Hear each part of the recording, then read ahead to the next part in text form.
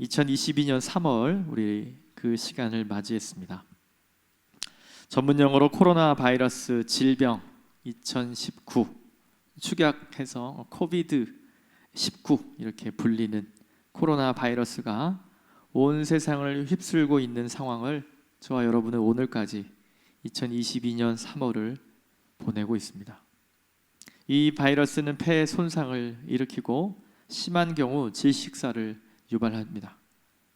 이 바이러스에 의해서 첫 사망한 사례가 2020년 1월 달에 11일에 중국에서 보고된 이후에 현재까지 전 세계 감염자 숫자가 약 4억 4천만 명에 달하고 사망자가 600만 명에 이릅니다. 지난달 도입이 된 이 게임 체인저가 될 것으로 기대했던 화이자의 회사의 먹는 치료제 팍스로미드라고 하는 약이 나왔습니다. 저것을 치료제라고 우리가 보고 있는데 사실 이 치료제는 아직 부작용에 관하여 많이 알려져 있지 않기 때문에 의료진들이 이 약을 선용하는 것을 부담을 갖고 있습니다. 그래서 65세 이상 되는 중증 환자들에게만 이 약을 선별적으로 사용하는 것으로 알고 있고, 아직도 여러분 우리가 쉽게 볼 수 있는 코로나 치료제라고 판매하는 약국에서 있는 약은 종합감기약을 우리가 판매하는 것을 여러분 볼 수 있죠. 아직도 이 바이러스가 저와 여러분에게는 또 이 세계에는 위협으로 다가오고 있습니다. 여러분, 이 바이러스가 출현한 이후 우리는 새로운 국면을 맞이했죠. 코와 입을 가리는 마스크가 생활 필수품으로 절대적으로 자리 잡았고, 비대면이라고 하는 새로운 개념이 문화, 사회, 경제 할 것 없이 사람이 조금이라도 모이는 모든 분야에 다 비대면이라고 하는 이 개념이 도입됐습니다. 여러분 아시다시피 세계적으로 대부분의 교회들은 공적인 모임을 아직도 쉽게 자유롭게 하지 못하고 있고, 도시 근교 영세한 교회들은 월세를 내지 못해 교회 초소를 옮겨야 할 위기도 또한 있었습니다. 사회적인 거리두기로 인해서 셀 수 없는 사람들이 자신의 일자리를 잃어버리고 또 어려움을 당한 것을 우리가 볼 수 있었습니다. 여러분, 대기에 가득 찬 어떤 미세먼지처럼 우리의 삶의 모든 분야에 이 코로나 바이러스가 지금 우리에게 영향을 미치고 있습니다. 과연 우리는 이런 상황 속에서 무엇을 할 수 있을까? 과연 하나님은 우리에게 무엇을 원하실까? 이런 상황 속에서 참 신앙으로 사는 모습은 무엇일까 고민해 보게 됩니다. 이 세상이 견고하지 않다는 사실을 깊이 절감하는 시기라고 생각합니다. 겉보기에 든든했던 토대들이 온통 흔들리고 있는 이 시점에 우리 모두 이 저녁 시간 가운데 물어봐야 될 첫 번째 질문은 바로 이것입니다. 우리는 견고한 반석 위에 서 있는가? 적용하자면 우리는 흔들리지 않는 하나님 말씀 위에 서야 한다는 사실입니다. 여러분, 예수님은 우리에게 반석 위에 집을 세우라고 교훈하셨죠. 이 반석은 아시다시피 예수 그리스도를 말합니다. 말씀을 듣고 순종하는 삶, 그 삶을 살기 위해 전제되어야 될 것이 있는데 바로 예수님이 우리의 삶의 반석이 되어야 된다라고 하는 사실입니다. 사랑하는 성도 여러분, 저와 여러분의 삶은 무엇이 지탱하고 있습니까? 어떤 것이 저와 여러분의 삶을 유지시키고 있습니까? 외모입니까? 아니면 경제적인 능력입니까? 젊음입니까? 아니면 건강입니까? 이러한 것들은 대부분 상황적이지요. 이 땅에 속한 가치들은 우리에게 가치 있게 다가오긴 하지만 우리의 삶에 지탱하는 것으로, 우리의 삶을 바탕으로, 우리 삶의 바탕으로 이런 것들을 삼게 되면 상황에 따라 우리는 금방 절망이라고 하는 것을 경험하게 됩니다. 여러분, 성경은 이와 같은 우리의 절망과 고뇌에도 불구하고 그럼에도 예수님의 죽으심 때문에 저와 여러분을 향한 진노가 모두 사라졌고 영원한 생명이 주어졌다고 성경은 말합니다. 저와 여러분이 건강하거나 우리가 완전해서가 아니라 우리의 구원자이신 예수 그리스도께서 우리의 죄와 그 죄에 대한 값과 죄로 인한 우리의 죄책과 징벌을 다 담당하셨다고 성경은 말합니다. 성경은 그분이 저와 여러분을 위해 죽으셨다 이렇게 말씀합니다. 그리고 하나님은 살든지 죽든지 내가 너와 함께 할 것이다 라고 말씀을 하고 계십니다. 여러분 2022년 현재까지 이 바이러스의 치사율이 한 1.36%라고 합니다. 감염이 되면 1.36%의 비율로 또 확률로 죽게 된다고 하는 말이 되죠. 여러분 이 사실은 저와 여러분에게 직접 혹은 간접적으로 위협이 되는 상황에 있습니다. 하지만 여러분 말씀이 증언하는 예수 그리스도는 언제나 우리의 발을 받쳐주는 견고한 반석임을 믿으시기를 바랍니다. 여러분 이 사실은 무너지지 않습니다. 이것은 모래가 아닙니다. 이 말씀의 반석을 딛고 서시기를 바랍니다. 어떤 사람들은 이렇게 말할 것입니다. 그래 신앙이 있는 사람들은 그렇게 단지 미래에 대한 소망만을 말하고 있지 않는가? 죽어서 그 좋은 나라에 가는 그것만 말하고 있지 않은가? 하나님은 지금 벌어지는 당장의 일과는 아무런 관련이 없지 않은가? 코로나가 창궐하고 있는 지금 하나님은 대체 어디에 계시는가? 라고 말할지도 모릅니다. 여러분 그런데 여러분 생각해 보십시오. 우리의 삶에 예수님이 반석이 되신다고 하는 사실은 우리의 사후 세계에 국한된 것이 아닙니다. 바로 오늘을 살아가는 바로 지금 우리의 발을 받쳐주는 반석이 됨을 우리는 고백합니다. 사실 이런 어려움의 시기에 신앙인들이 흔들리는 이유도 우리의 삶의 토대가 우리 주님이 미래에만 우리의 사후 세계에서만 국한되어 있다고 생각하는 경향이 있는 것 같습니다. 여러분 성경에서 소망은 사도 바울이 권면하는 이 소망은 늘 저와 여러분이 오늘을 살아가는 현재형으로 말하고 있습니다. 미래가 우리에게 약속이 되어 있죠. 그러나 저와 여러분의 오늘을 살아가는 사람들에게 이 미래는 늘 언제나 현재적인 소망으로 주어진다고 하는 사실을 여러분 믿으셔야 합니다. 오늘 야고보서 본문을 보면 13절을 보니까 인생은 자기의 행위와 자신의 사업 그리고 자신의 이익에 집착하며 살아갑니다. 다시 말하면 우리의 발을 받쳐주는 반석이 영원한 소망 되신 우리 예수 그리스도가 아니라면 늘 언제나 우리는 우리 자신의 인생에 집착하게 되고 우리 인생에 자신의 인생에 매여 있을 수밖에 없다는 사실을 말하고 있습니다. 사실 이 점이 이런 어려움이 우리 안에 올 때에 신앙적으로 갈등과 어려움을 겪는 실제적인 이유입니다. 우리 주님이 내 인생을 책임지실 거야 라고 하는 믿음이 우리에게 있어요. 그런데 현재적인 우리의 위협과 위험 앞에서 이러다가 정말 내 인생이 끝나버릴 것 같은 두려움이 우리 안에 올 땐 마치 바람에 흔들리는 갈대처럼 우리의 모습이 그렇게 보여질 수 있다는 것이죠. 그런데 여러분 그때 우리 주님은 이렇게 말씀하시죠. 변하지 않는 영원한 만세의 반석 되신 말씀을 붙잡으라고 하십니다. 사랑하는 성도 여러분, 예수를 여러분의 주인으로 구주로 삼고 오늘까지 걸어오셨습니까? 그렇다면 그 반석 위에 계속 머무시기를 바랍니다. 그것이 현재적인 소망에 담고 있는 실제적인 적용입니다. 우리 안에 잠시 세월의 바람으로 흔들릴 수 있어요. 밖에 나가면 지금은 약간 봄바람이 불지만 지난주만 하더라도 여러분 많이 추웠던 거 기억하시죠? 당연히 찬바람이 불면 우리는 추위를 느낄 수 있어요. 그러나 다시 옷깃을 여미고 우리의 체온을 잘 보관하는 것이죠. 여러분 성도라고 하는 사실, 신앙생활을 이어간다고 하는 사실은 바로 오늘 지금 내가 예수를 반석으로 삼고 내가 오늘도 살아가고 있는가? 만약에 그렇다면 오늘도 또 내일도 그 반석 위에 계속 머무는 노력이 필요한 것입니다. 지금 우리는 코로나 바이러스가 창궐하는 세상에 살고 있습니다. 모든 사람이 그렇습니다. 돈 많은 사람도 그렇지 않은 사람도, 대한민국도 저 다른 나라들도 동일하게 이 어려움 가운데 있어요. 여러분, 그런데 생각해 보면 코로나 바이러스가 아니더라도 우리 안에 질병이 생길 수도 있고요. 이유 없이 발생한 질병으로 인해 병원에 누워 있을 수도 있습니다. 지금 이 순간에 예측 못한 수백 개의 재난이 우리를 덮칠 수 있습니다.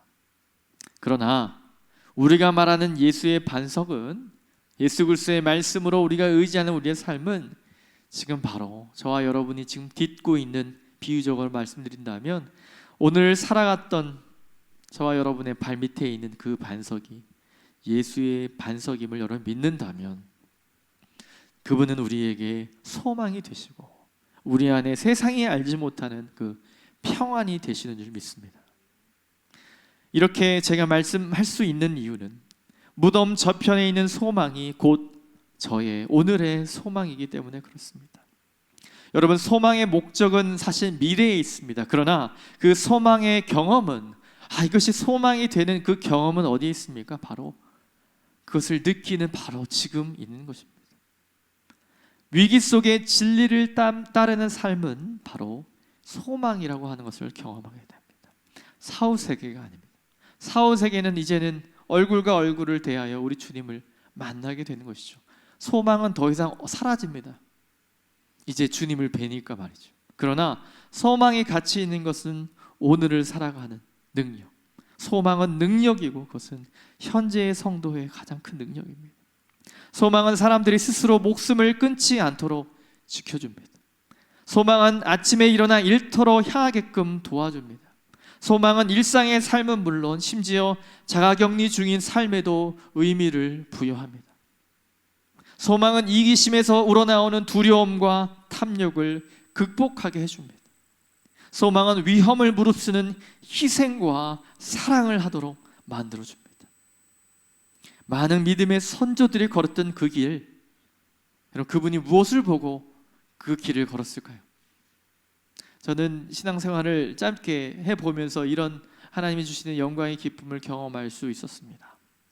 정말 이렇게 헌신하면 그 이후에 하나님이 많은 것을 주시겠다라고 하는 논리로 많은 신앙의 선배들이 그 길을 걸었다고 저는 믿지 않습니다. 왜냐하면 우리 인생은 그렇게 할 수 없으니까 말이죠. 히브리 저자는 뭐라고 말합니까?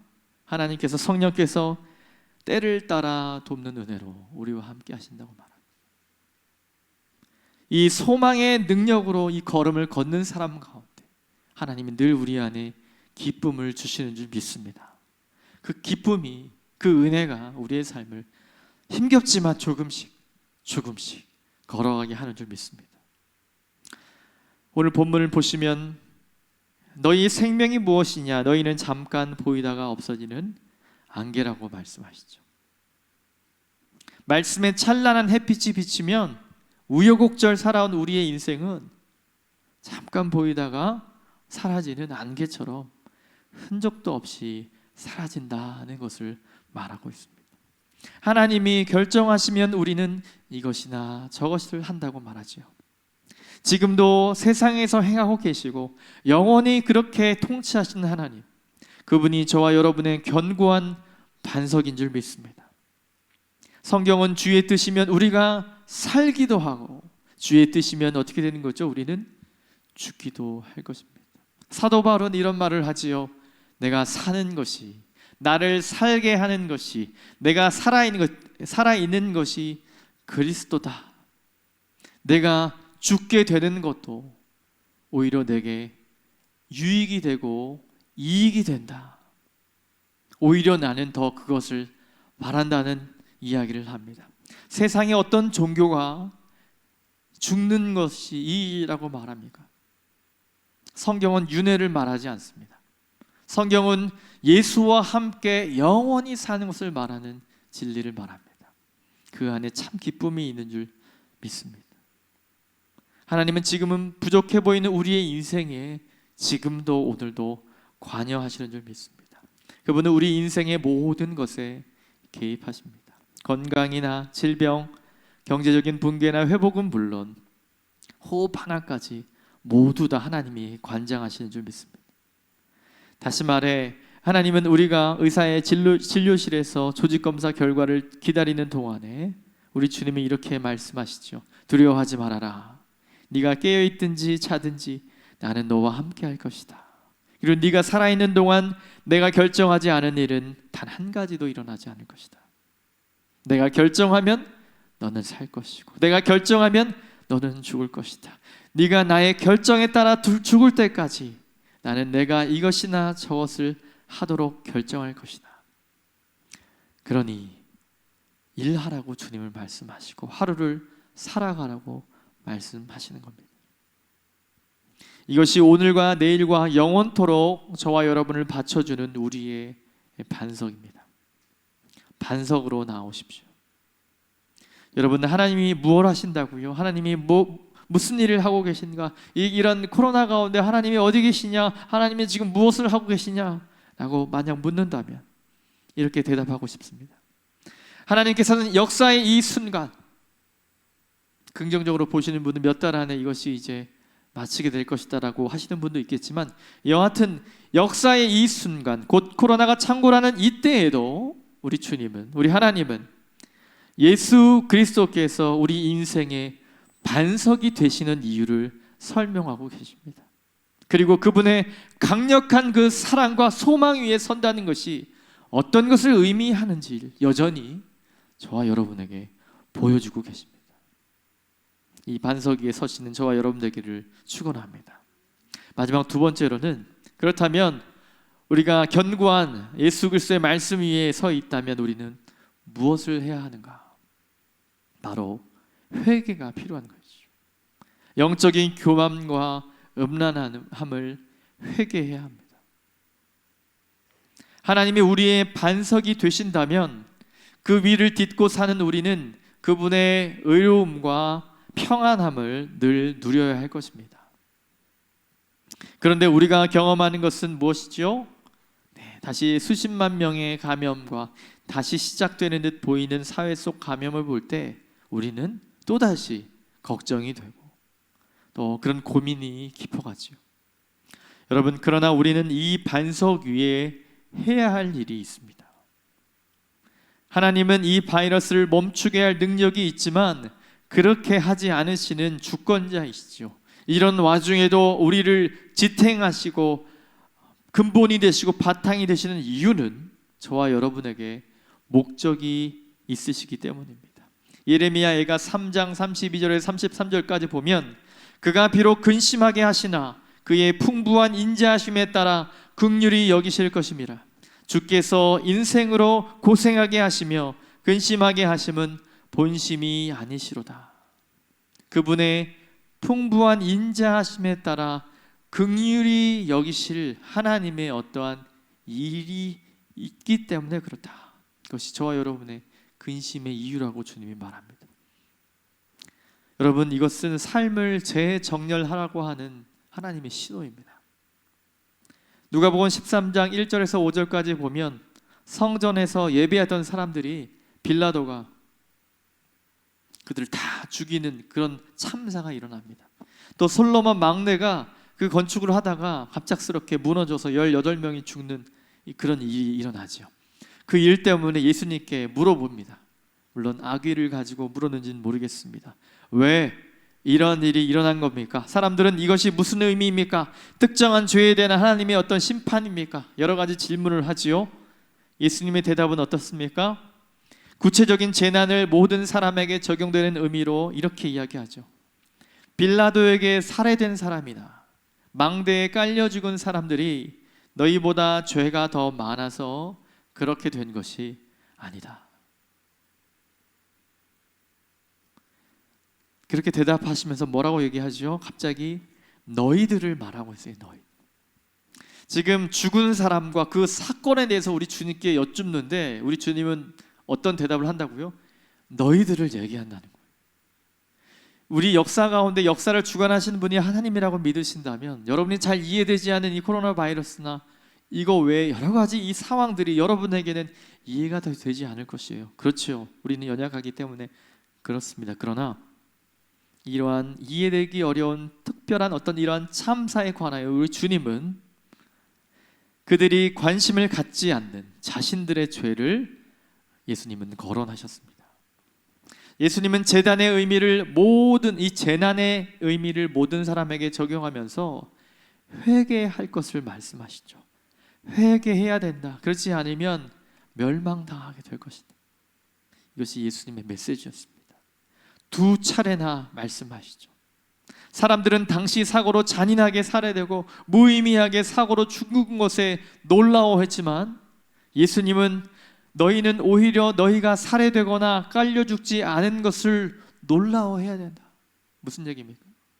죄와 사망과 늘 우리 안에 가득한 이 탐욕으로 우리는 이미 진노의 자녀임이, 늘 우리가 갑작스런 죽임을 당하도 전혀 놀라워할 것이 되지 않는데 아직 너희가 살아있는 것을 너희들은 놀라워야 되지 않겠느냐라고 하는 논지로 주님이 이야기하시면서 어떻게 하죠? 너희 기회가 있을 때 회개해야 된다라고 말씀하시죠. 회개하지 않으면 너희도 언젠가 이처럼 갑작스럽게 심판을 받게 될 것이라고 주님이 말씀하시죠. 하나님은 모든 재난을 통해서 하나님의 이 긍휼의 이 자비의 메시지를 우리에게 주십니다. 우리 모두는 멸망할 운명에 처한 죄인들이죠.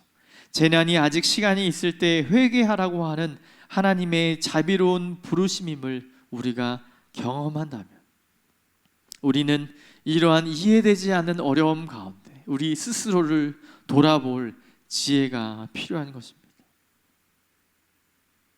저는 이것이 하나님이 이 코로나 바이러스를 통해서 이 세상에 전하는 메시지라고 저는 믿습니다. 이 코로나 바이러스가 우리 한국 사회 안에 뿌리를 잡아 들추어낸 것이 있죠. 첫 번째는 여러분 기억하실 거예요. 먼저는 한 이단 종파의 단체에 감염되어서 그 어떤 확산된 감염 사례가 있습니다. 또 하나는 어떤 것이었습니까? 동성애를 비롯한 음란한 세계에 그들 가운데서 일어난 단체의 감염들이 그들의 민낯이 드러나게 됐습니다. 단순하게 그들이 방역을 지키지 않았다는 것이 아니라 그들의 존재들과 그들의 모임들이 낱낱이 사회 안에 고발이 되었습니다. 그리고 말하자면 가장 최근에 있었던 일일 수 있는데 몇몇 기독인의 진실하지 못한 거짓말이 한국 사회 안에 큰 파장을 일으켰습니다. 사랑하는 성도 여러분, 우리가 회개해야 될 내용은 바로 이단 사설은 사실 영적인 교만함에서부터 시작됩니다. 또한 동성애와 음란함이 노출된 한국 사회의 면모를 볼 때 오늘 우리 젊은 친구들을 포함해서 우리 안에 가만히 들어오고 이 음란함이 들어온 세상을 바라보며 우리 안에 결단이 필요합니다.